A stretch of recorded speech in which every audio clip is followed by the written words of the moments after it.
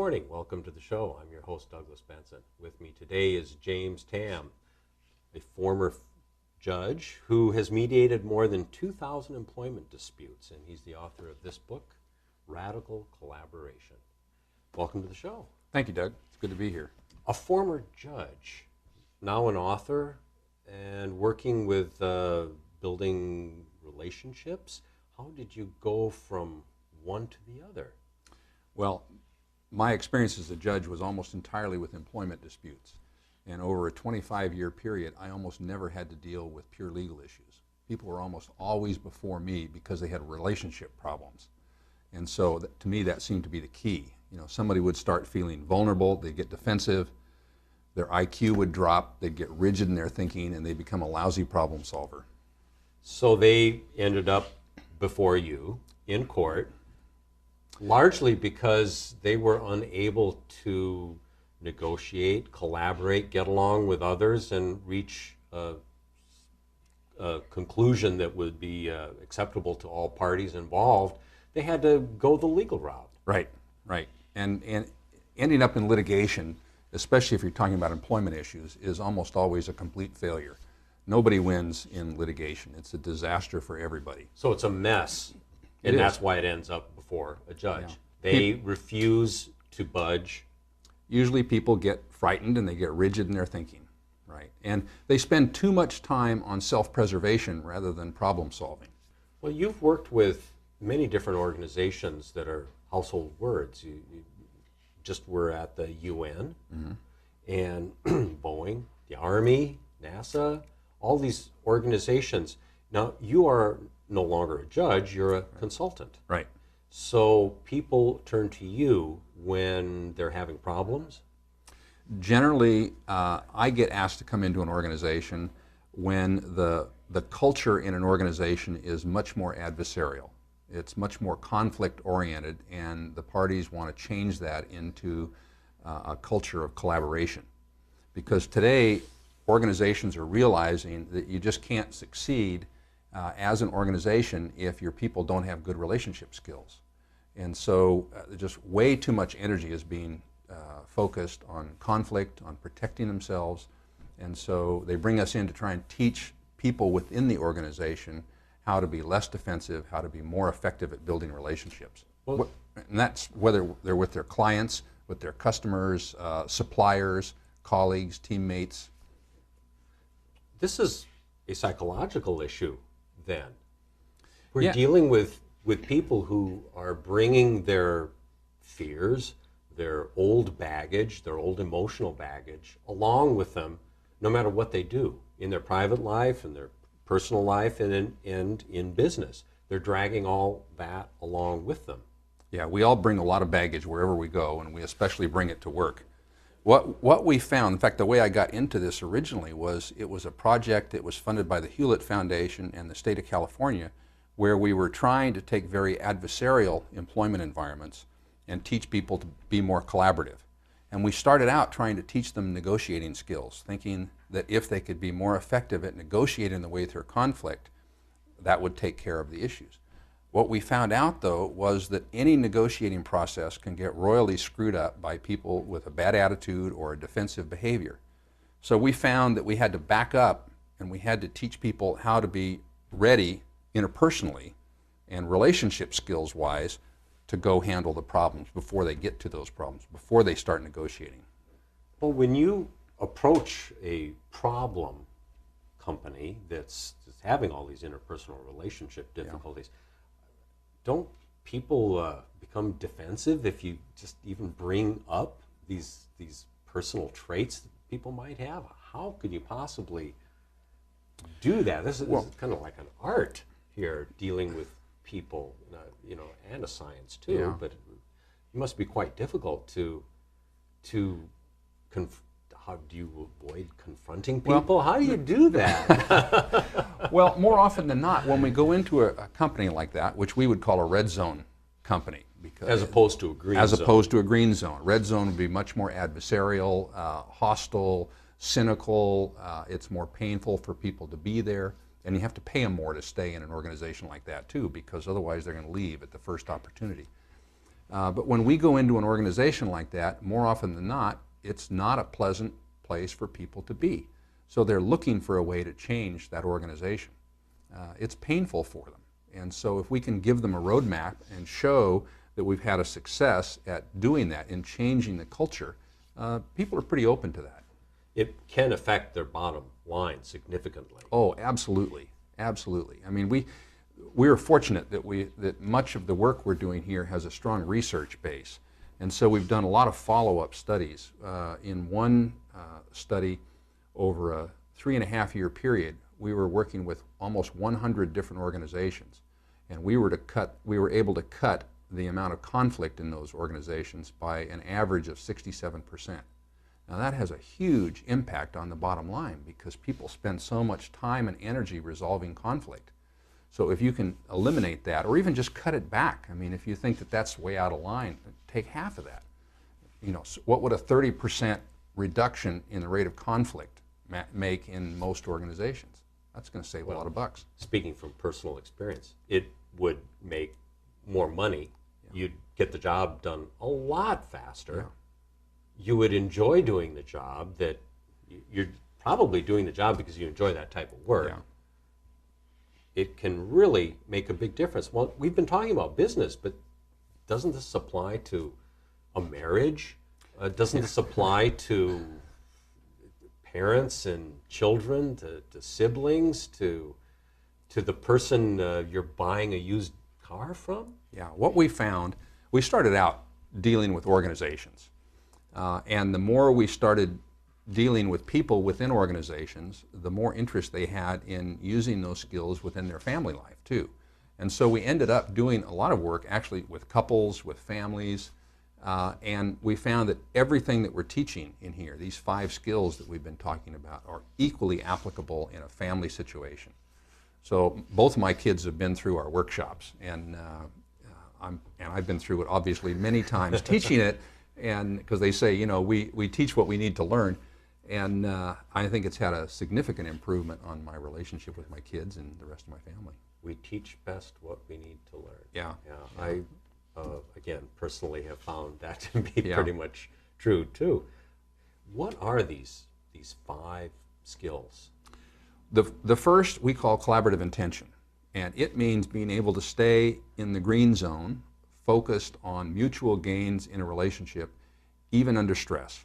When your relationship hits a speed bump, if somebody makes a mistake, if someone does something that you don't understand, it's being able to stay in that mindset of being in the green zone, being non-defensive, looking at mutual gain. So that's number 1.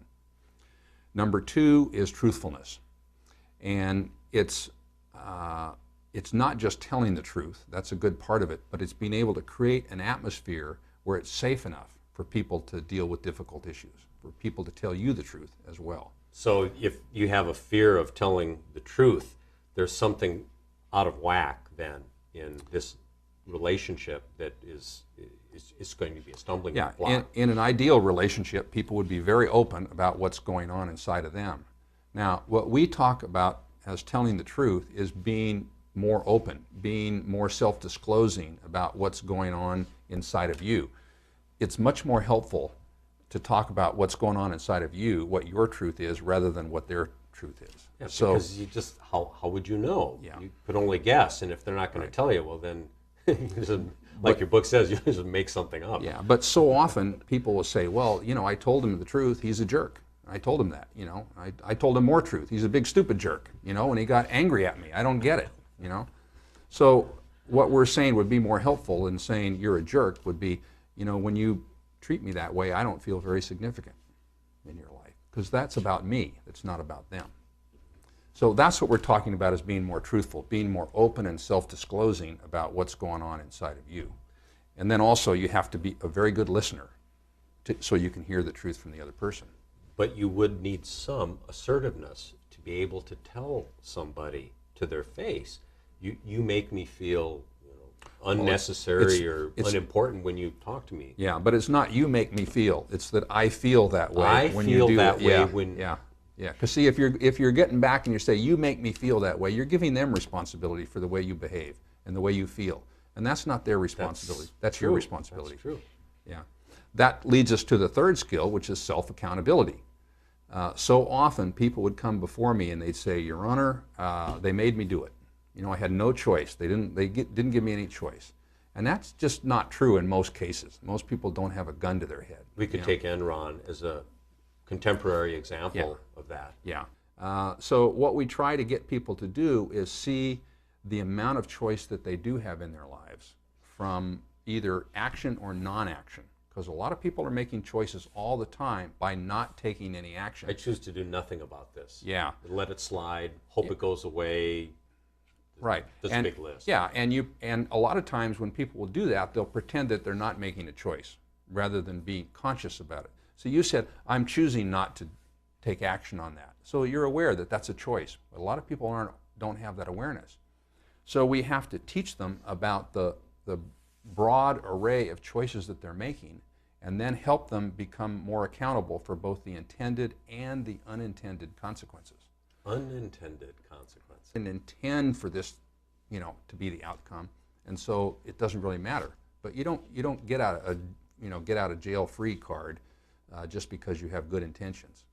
So we are really responsible for our own actions. Yeah, that's and true. That is a concept that has escaped some people and Right. is difficult for some people to accept. Yeah, and the more you're accountable for your actions, and the more choice you believe you have in your life, the more empowered you're going to be. Having a greater belief system about how much choice you have in your life is going to be a very mobilizing thing for most people. If you move down on that scale and don't believe you have much choice in your life, it can be a very paralyzing thing, because then you're at the whim of the world. What happens when you go into an organization, you're trying to help them, you're trying to get them into the spirit of collaboration, Yeah. and you run into people who are so stuck that there's just no way you can reach them? Do you advise companies that you've got a real problem with this individual? Do you suggest psychological counseling for some people? Well, sometimes we can, but it's interesting that actually gets to the fourth skill, which Okay. is Fine. increasing people's self-awareness.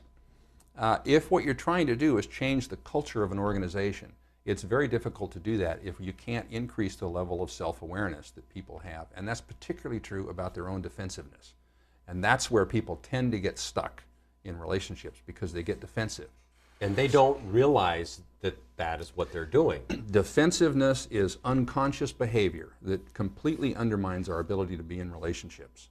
And since it's unconscious, we're usually not even aware that we're engaging in defensive behavior until after the fact, until maybe we look back on it and say, wow, I wonder where that came from.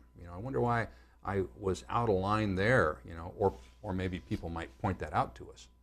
And it's just because we have become defensive, digging in our heels, deflecting criticism away. Are those all examples of defensiveness? Yeah. Or some of the others? Well, in radical collaboration, we've got a list of about 50 different signs of defensiveness. And what we have people do is go through and check them off and pick their top 3 to find what their behavior is. See, a key is knowing what defensiveness is about. Defensiveness is not designed to defend us from other people. That's what a lot of people think we're doing, is we're defending ourselves from attack from other people. But what's really happening is we're defending ourselves from feelings that we have inside of us, and they usually have to do with our own self-esteem, our self-worth, significance, our competence, our likability. And those are painful feelings for us to feel, and we don't want to feel it. So we behave in ways that let us not feel it. I'll give you an example. And all this is working on it's a subconscious level. Oh, We're just absolutely. not aware that we're doing this. Absolutely. That's why we have to bring people's attention to it. But say if I have some concerns about my own significance, and when I'm hanging out with people and I feel that I'm not very significant, and that's a painful way for me to feel, one way that I might avoid feeling that is for me to get very critical of everybody else, or get very sarcastic. Or maybe I would just withdraw completely and not engage in any relationships at all, so I don't have to feel that way. Now, those are very different reactions, but they're all coming from the same underlying concern. They're not trying to feel something that's inside of us. They're defensive. They're trying to avoid feeling pain Exactly. or feelings that you don't want to feel. Exactly. And you could also use drugs.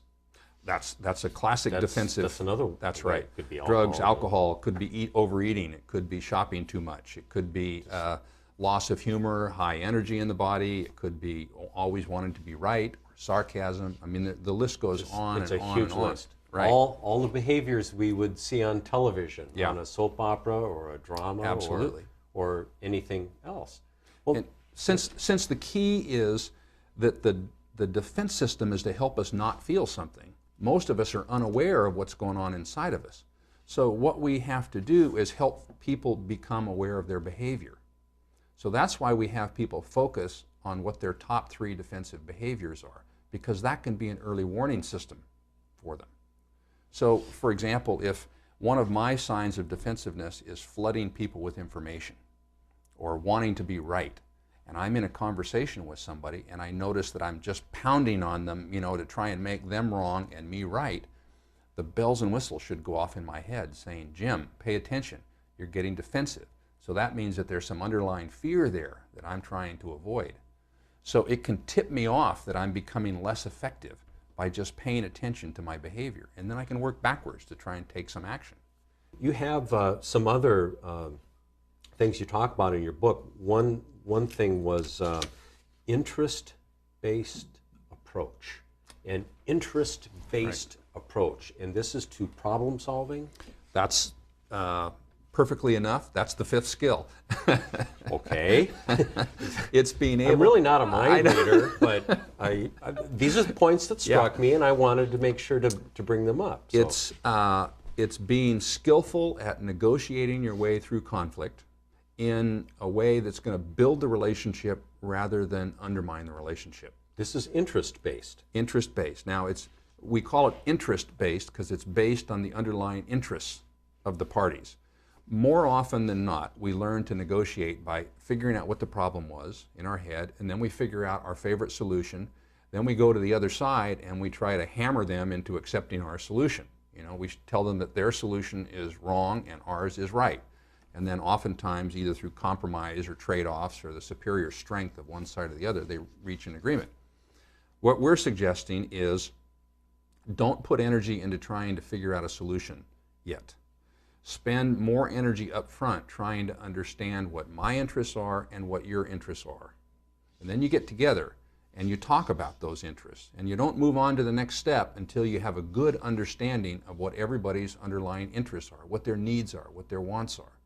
Then you can work together to try to figure out how you can craft some kind of a solution that's going to meet as many needs as possible in that relationship. To craft that solution, brainstorming might help. Brainstorming is a very good way to do it. One of the examples in your book listed a gentleman who wanted to buy a truck. Yeah. And see, I think I even got the numbers right. He said, I'll give you $7,000 for your truck, and I want to pick it up Friday. Right. And person B says, I want $7,500 for the truck, and you can't have it till next month.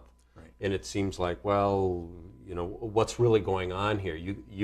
They could argue for quite a while, but until you find out what the truth underneath all of this is, the one person is building up a fleet of trucks. He's got to buy this truck because he's got a job coming up this weekend. He's got to have it now. The other one doesn't want to sell it yet because his kid's got to move. And instead of being at an impasse here, your book explains one thing that could help them is to understand where each one is coming from. What is their interest in this? Well, obviously the person wants to sell the truck, but he still needs it for a little while. And the other person wants to buy the truck and he needs it right away. Maybe there is some way, your book points out, that, well, he could take delivery of the truck and then loan it back next week, or the company that's going to be taking it over could come back and help his son move at a discounted price.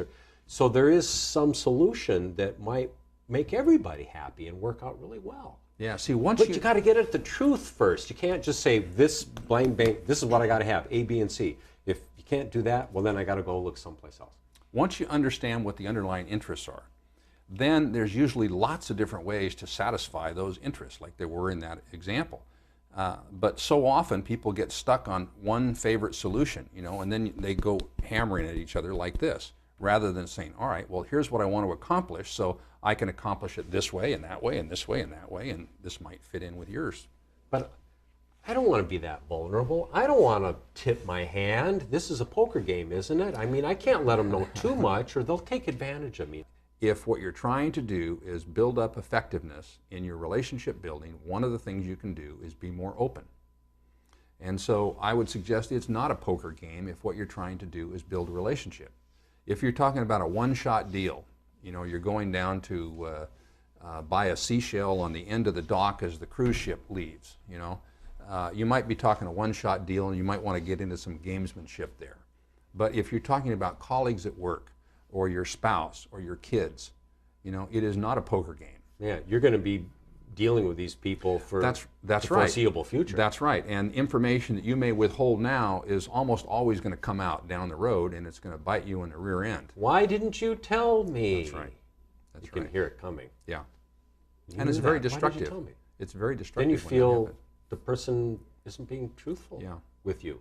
And then you might feel that how much trust can I invest in this person? Will it just come back to bite me? Yeah.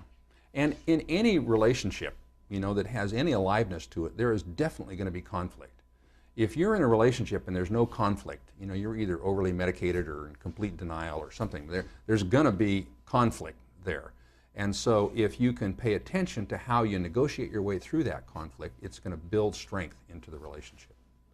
And by being honest, you don't have to say everything. In fact, that's kind of a warning signal, isn't it? If somebody suddenly spills their whole life out to you in the space of 2 minutes, Might be premature intimacy. Good point. That is a little deeper, maybe a psychological problem that somebody has with their self-esteem, or as you pointed out in your book, though, some people would use that as a way to test the water, and if people start running away, then they can say, well, at least I didn't, waste more than my little 2-minute life history speech with them, and get involved in somebody that would only betray me. Yeah, in the book we talk about 3 really key behaviors: inclusion, control, and openness. And this is done. This is research that was conducted. Inclusion control. Inclusion is how much you want to be included with other people. The second behavior is how much control or how much influence you want in the relationship with the other person. And the third is how open you want to be. You could want a lot of control or maybe very little. Well, the key is to be flexible, appropriate to the circumstances. So there may be times when, like if we're doing a TV show, that you want a lot of control. But if I invite you to go flying with me some weekend and you don't know how to fly and I know how to fly, you may want to move down on the scale of control and let me be in control then. Or if you go sailing with someone, then you don't know how to sail. That would be a good time when you would want to flex down on that. So those 3 behaviors, there's been a lot of research by one of the real pioneers in the human potential movement, a fellow named Dr. Will Schutz. And he focused on those 3 behaviors, showing how key they are to compatibility in relationships. So it's good for people to know what their preferences are regarding how much inclusion they want, how much control they want, and how much openness they want, and then be able to be very flexible on whatever those preferences are. In the Army, you need privates and you need generals, but maybe both of them like being in a high control environment where there's rigid, structure to what they're doing. But there may be times when the general needs to flex down and the private needs to flex up too. So what people need to do is know what their preferences are, figure out what the preferences are of the other person, and then talk about it.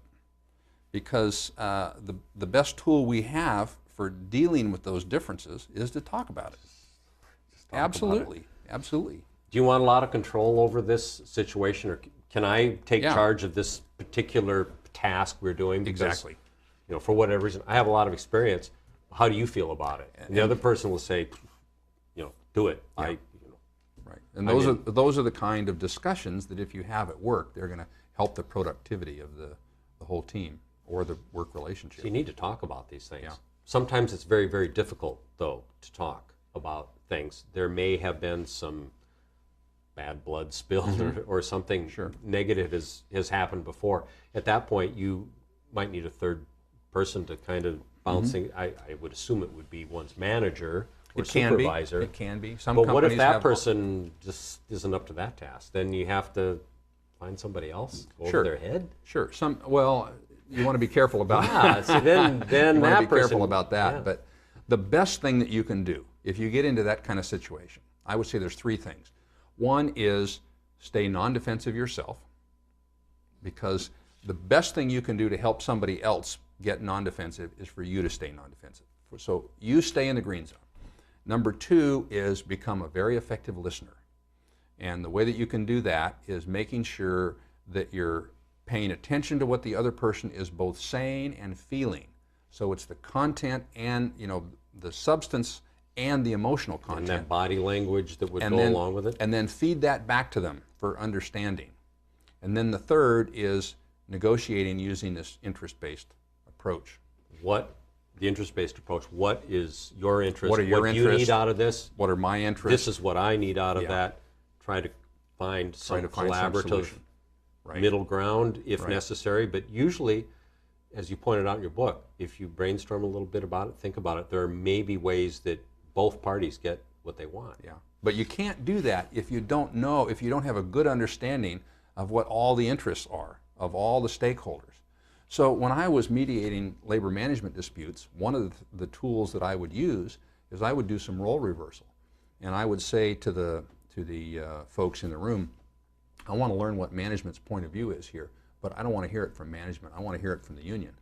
And I'd make the union go through and Act talk like about the management? Absolutely. And of course, usually they get it wrong, and then I'd ask management to tell a bit more. And we might have to go through this 5 or 6 times, and then finally the union could articulate management's point of view to the satisfaction of management. Then I do just the opposite. It's all right, now I want to learn the union's point of view, but I want to hear it from management. And of course management would get it wrong too. We'd have to go through the same thing. And as soon as management could finally say it to the satisfaction of the union, then we could move on to the next stage. But if we moved on before they could do that, we were just wasting time. It really helps to know where the other side's coming from. Absolutely. It's necessary. Yeah. That's how a collaboration works. Yeah. Got to be truthful. There's a lot of stuff in this book. It's packed with examples. Radical collaboration. Yeah. Do you have a website people can go to get a Yes. little more information? Maybe get the book there too? Yeah, it's www.radicalcollaboration.com, and the book is available on Amazon as well as all the major bookstores, or they can go to the website to get the book. They can also get some free articles on reducing defensiveness on the website, and they can sign up for free monthly collaborative tips that we send out by going to the website too. Yeah. Good book here. Just for your business, if you run a business, but for your interpersonal relationships, this is excellent too. It may explain some of the difficulties you're having. James Tamm, former judge, thanks a lot for being on the show. Thank you, Doug. My pleasure. Very instructive. I hope you got something out of it. I'm your host, Douglas Benson.